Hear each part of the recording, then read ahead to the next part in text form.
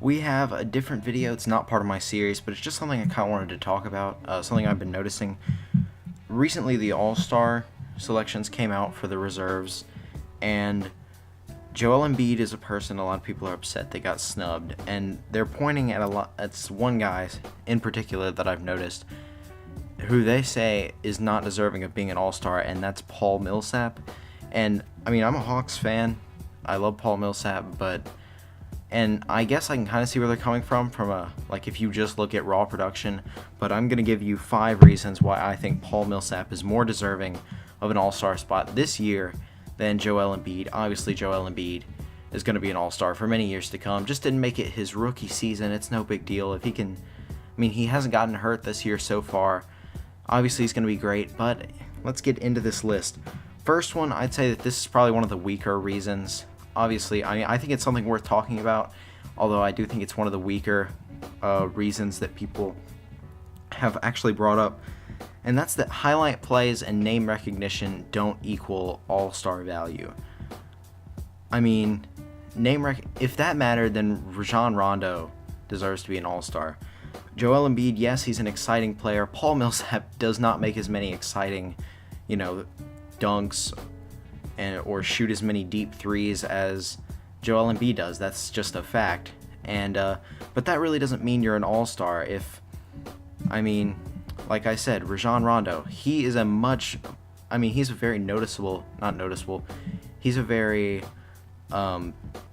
notable name, I guess you could say, a name that a lot of people recognize. And just because you recognize his name more than you recognize the name Paul Millsap doesn't mean that Rajon Rondo deserves to be an all-star more than Paul Millsap does. And so that's the first reason. Another reason is Millsap has lower production, yes, stats-wise, but he has a much lower usage rate than Joel Embiid, and he's on a team of other offensive-minded good players like Dennis Schroeder, for one. He's averaging like 18 points a game. Dennis Schroeder, not Paul Millsap. Although, let me read you guys the stats. Joel Embiid is averaging 20 points a game, 8 rebounds a game, and 2.5 blocks per game in 25 minutes a game, and he's shooting good percentages from everywhere.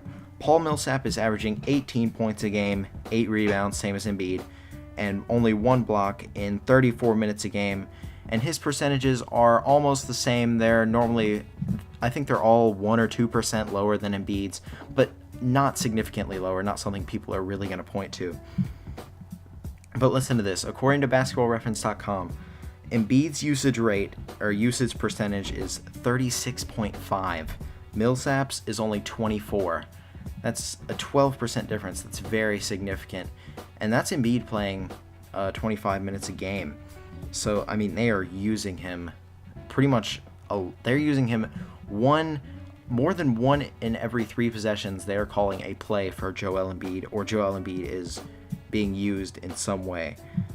And then another one is something I feel like some people aren't talking about. This is reason number 3, and that's assist to turnover ratio. Joel Embiid averages 2 assists a game. I mean, whatever, fine. He's a center. He's not supposed to average 10 assists a game or anything.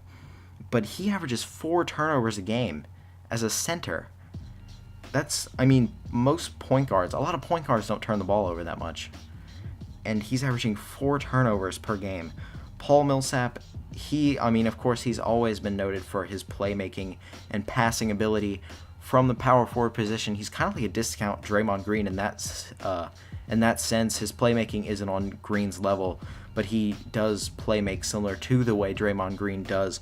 He's averaging 4 assists a game this season and only 2 turnovers, and that's coming from a power forward. 4 assists a game is good for a power forward.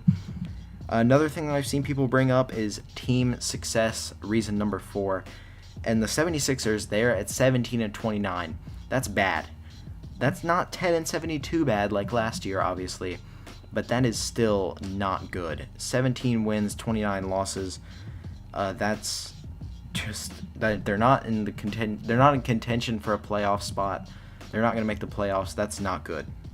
And the Hawks, of course, they're sitting at 4th in the East right now at 28-20, with Millsap the best player on the team, as Joel Embiid and Paul Millsap are pretty much undisputed best players on their respective teams.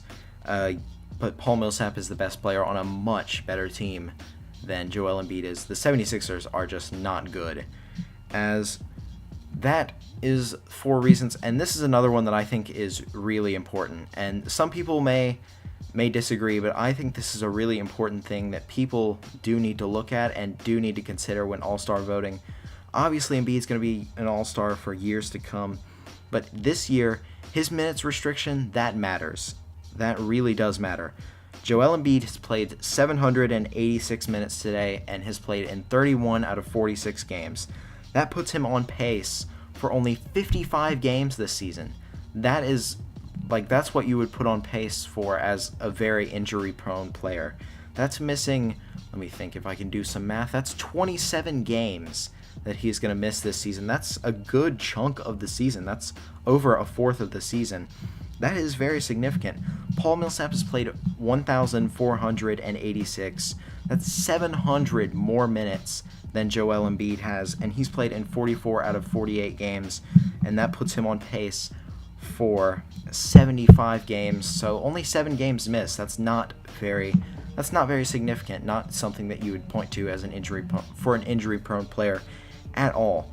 So that's going to wrap it up. Just a quick little video, something different. I know normally I don't do opinion-based things, but I feel like this is something people are kind of attacking Millsap. I don't really think that's very fair to him, and I just don't think that it's accurate to say that Joel Embiid deserves to be an all-star over him.